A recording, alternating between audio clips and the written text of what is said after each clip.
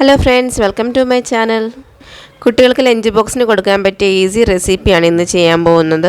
തക്കാളി സാദമാണ്. എങ്ങനെ ഉണ്ടാക്കണമെന്ന് നോക്കിയാലോ. ചട്ടി ചൂടായ ശേഷം എണ്ണ ഒഴിച്ച് കടുകും കടലപ്പരിപ്പും ഇട്ട് കൊടുക്കാം. ഞാൻ ഉഴുന്നുപരിപ്പ് ചേർക്കുന്നില്ല. കടുക് പൊട്ടിയ ശേഷം കുറച്ച് ജീരകം ചേർക്കുവാണ്. കൂടെ കുറച്ച് കശു നട്ട് കൂടെ ചേർക്കുന്നുണ്ട്.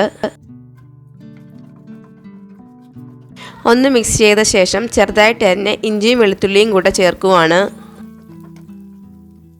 2 വറ്റൽമുളക് രണ്ടായിട്ട് മുറിച്ചത് കൂടെ ചേർക്കാം.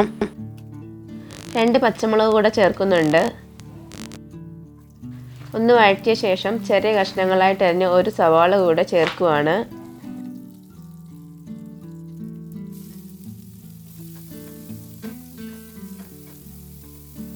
എല്ലാം നന്നായിട്ടൊന്ന് വഴറ്റിയെടുക്കാം.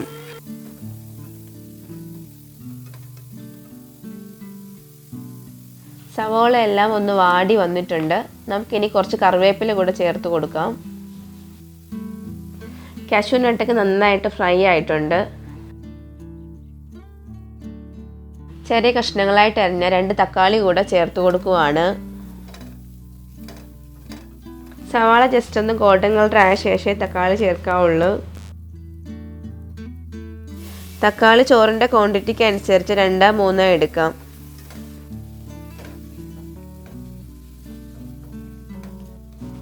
എല്ലാം ഒന്ന് മിക്സ് ചെയ്ത ശേഷം ഉപ്പ് കൂടെ ചേർക്കുവാണ്.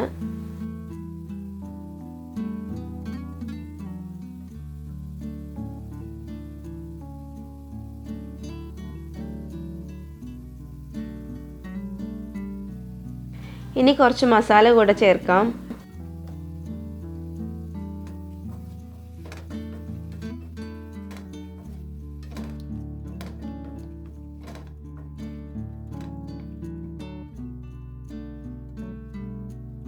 മുളക് പൊടി ചേർക്കുവാണ്.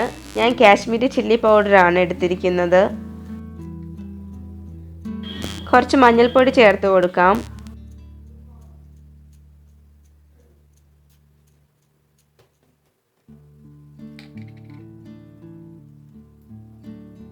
കുറച്ച് ഗരം മസാല കൂടെ ചേർക്കുവാണ്.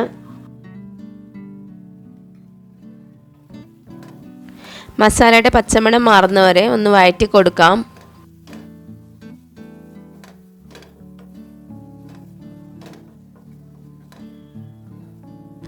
ഞാൻ ഇച്ചിരി കായപ്പൊടി കൂടെ ചേർക്കുന്നുണ്ട്.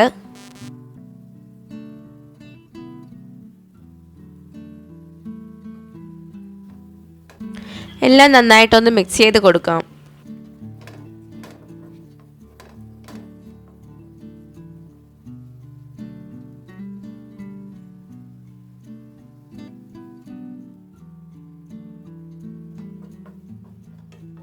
കുറച്ചു നേരം തക്കാളി ഒന്ന് മൂടി വെച്ച് വേവിക്കുവാണ്.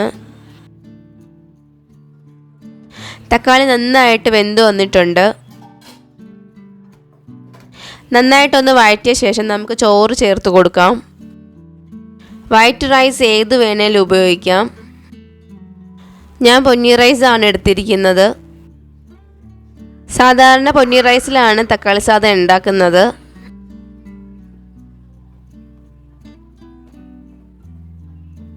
നന്നായിട്ടൊന്ന് മിക്സ് ചെയ്ത് കൊടുക്കാം.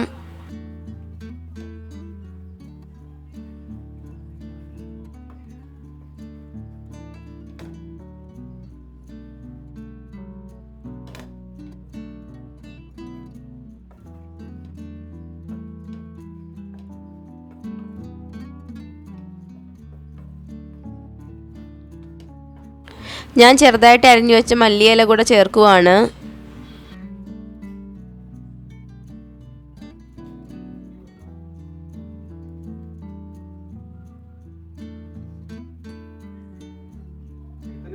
നെയ്യ് കൂടെ ചേർത്ത് കൊടുക്കാം കേട്ടോ.